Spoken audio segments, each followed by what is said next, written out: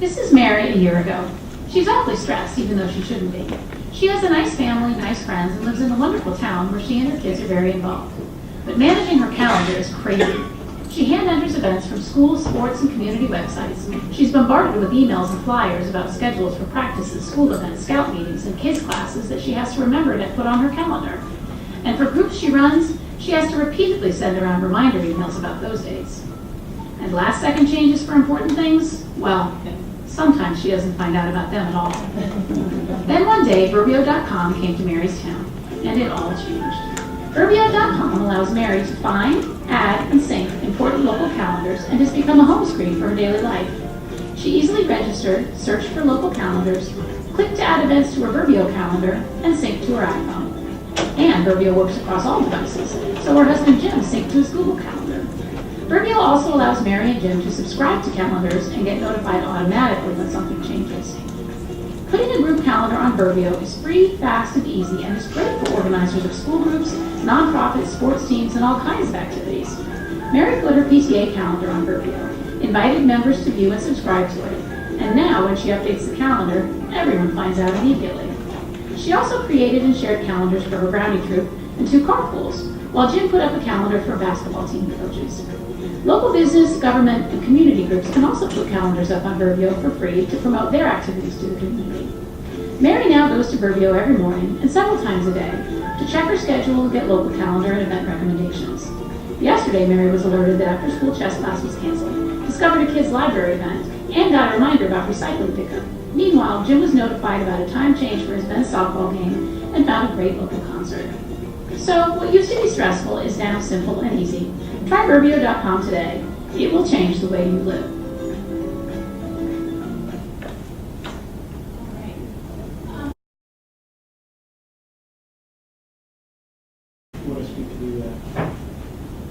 So Burbio launched last fall in a test market in Pelham, New York, and it's about to expand to all of Westchester County, actually next week, with what we call version 2.0. The product, you want to talk about? So we did a beta launch in last September in Pelham, the town we live in. Response was fabulous. We had the slides. We had over 80% of the families in town using Burbio. So at that point, we knew we were onto something.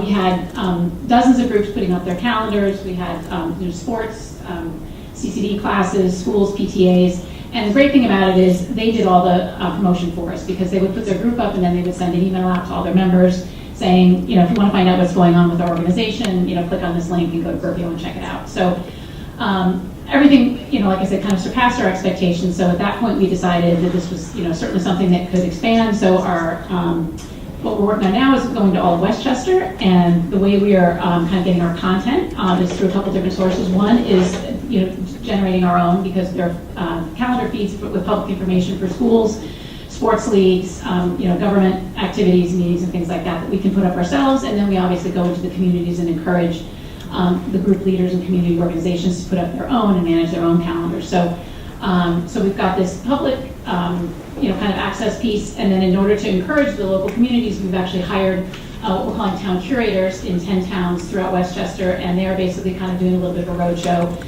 and using their connections. And we found these amazing women who are very connected with their local communities and know all the right people to talk to and can get meetings and conversations and their emails answered.